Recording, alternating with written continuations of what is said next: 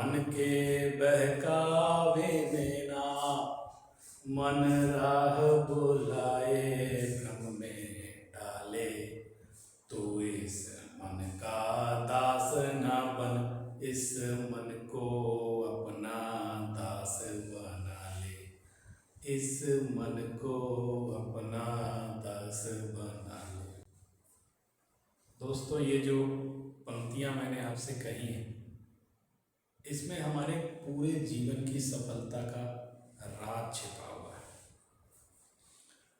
मन के बहकावे में जो आता है उसकी क्या दुर्गति होती है, उसके विचार कहाँ से कहाँ चले जाते हैं, इस विषय पर हमको जरूर सोचना चाहिए। हमारे पास कई तरह के प्रश्न आते हैं। हमारे विचार अच्छे भी हैं, बुरे भी हैं। हम चाहते हैं अच्छे विचार तो बने रहें, लेकिन बुरे विचार हमारे जीवन में नहीं आने चाहिए। हम नहीं चाहते बुरे विचार आए, लेकिन फिर भी आते हैं। आखिर क्यों? हम क्या इन विचारों को रोक सकते हैं? कभी कभी ये विचार अपनी सीमाओं को लांघ जाते हैं। हम ऐसे चीजों पर भी अपने विचार रखने लगते हैं जो हमारा विषय नहीं है, या जिससे दूर दूर तक हमारा कोई सरोकार नहीं है, फिर भी हम उस पर विचार करते हैं। इसको कहते हैं ओवर थिंकिंग। एक है निगेटिव थिंकिंग, एक है ओवर थिंकिंग। क्या हम ओवर थिंकिंग पर या निगेटिव थिंकिंग पर कंट्रोल कर सकते हैं? बहुत सारे लोग इसके लिए उपाय बताते हैं कि हमें मेडिटेशन करना चाहिए, योगा करना चाहिए, और भी बहुत सारी बातें हैं। लेकिन प्रश्न ये है कि जब हम ध्यान करते हैं तब भी हम अपने विचारों को रोक नहीं पाते, क्योंकि हम कोशिश करते हैं अपने विचारों को रोकने की। हम विचारों के स्तर पर उसका समाधान करना चाहते हैं कि विचार बुरे नहीं होना चाहिए, उनको रोकना है। लेकिन हमें ये पता नहीं है कि विचार होते हैं, उनको अच्छा या बुरा कोई और बनाता है। विचार अच्छे या बुरे नहीं होते। जैसे एक हवा है, हवा ठंडी या गर्म नहीं होती है, हवा हवा होती है। हवा को ठंडा और गर्म कोई और बनाता है। हम उसकी तरफ ध्यान दें, और अगर हमने उसमें सफलता प्राप्त कर ली तो हम विचारों को तटस्थ भाव से देख सकते हैं। ध्यान में जब बैठते हैं विचार आते हैं, तो हमको विचारों को रोकना नहीं है। लोग कहते हैं विचारों को रोकें, लेकिन विचारों को साक्षी भाव से देखने का अभ्यास होना चाहिए। जब हम ध्यान की अवस्था में हैं, या हम अपनी आत्मा का विकास जब कर रहे हैं, उस समय तरह तरह के विचार सामने आते हैं। हम उन विचारों से प्रभावित हुए बिना उन विचारों को आता भी देखें और जाता भी देखें, चाहे वो अच्छे हैं या बुरे, क्योंकि उसके अच्छे या बुरे हमारे भावों पर निर्भर करता है। तो अच्छे या बुरे विचारों का सबसे बड़ा कारण है हमारे अंदर के भाव। हम राग से ग्रसित होंगे तो राग रूप सारे के सारे विचार चलेंगे।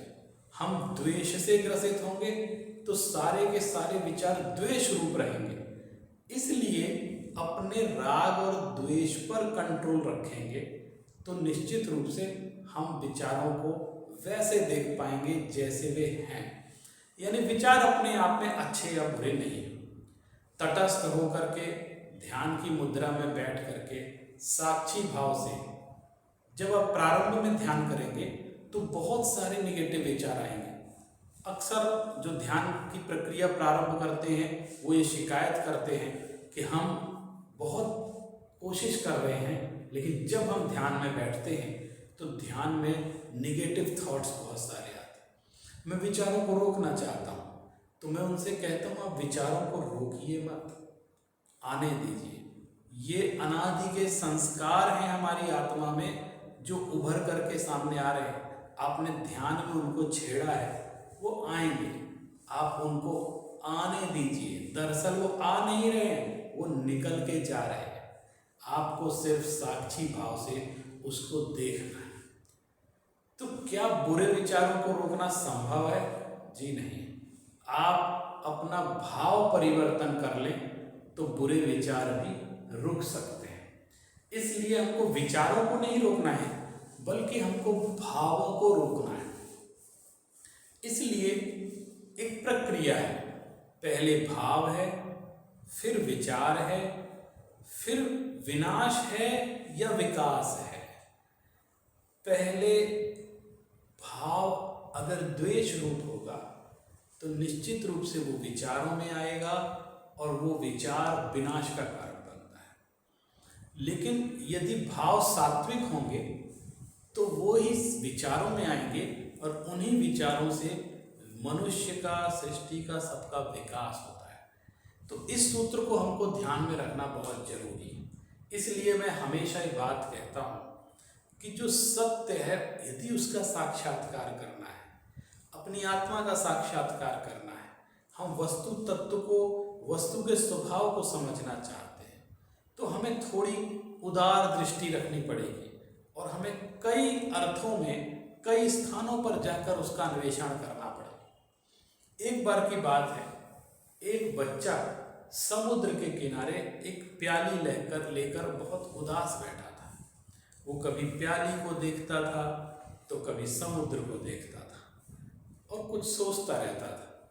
इतने में एक व्यक्ति आया, उसने उस बच्चे से पूछा, बेटा ये क्या कर रहे हो, तुम इतने उदास क्यों? तो उस बच्चे ने जवाब दिया, मैं अपनी इस प्याली में समुद्र को भरना चाहता हूं। तो व्यक्ति को बड़ा आश्चर्य हुआ।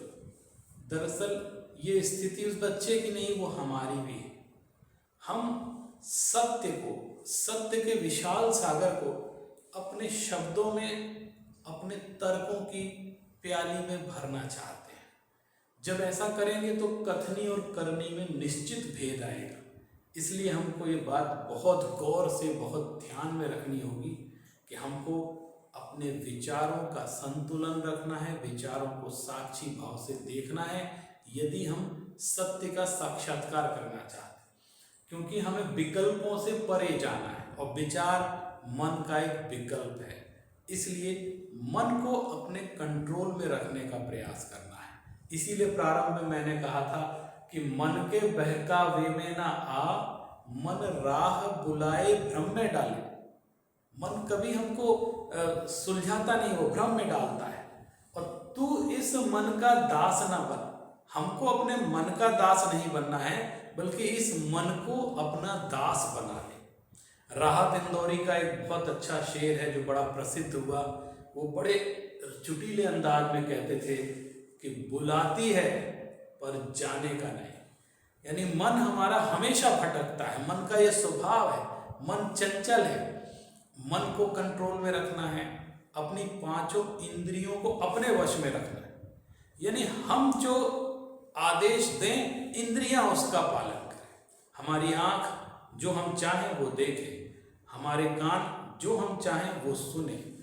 हम कान जो सुनना चाहता है वो हम नहीं सुनेंगे, हम जो चाहेंगे कान उसको सुनेगा, हम जो चाहेंगे आंख उसको देखेगी, हम जो चाहेंगे जीभ यानी रसना उसको चाहेगी, हम वो खाएंगे। जो हमारे विवेक से निश्चित होगा, जो हमारे स्वास्थ्य के लिए ठीक होगा, हम वो कार्य करेंगे। स्पर्श हम जो चाहेंगे वो करेंगे, ना कि स्पर्शेंद्री जो मांगेगी हम वो देंगे। इसको कहते हैं मन का कंट्रोल, पंचेंद्री का कंट्रोल। हम एक रथ पर सवार हैं और ये 5 घोड़े दौड़ रहे हैं, ऐसे हमारे सभी शास्त्रों में भी लिखा है, ये 5 घोड़े दौड़ रहे हैं। यदि उन घोड़ों की लगाम हमारे हाथ में नहीं होगी तो हम संसार में भटक जाएंगे। वो 5 घोड़े अपनी अपनी दिशा में भटकेंगे।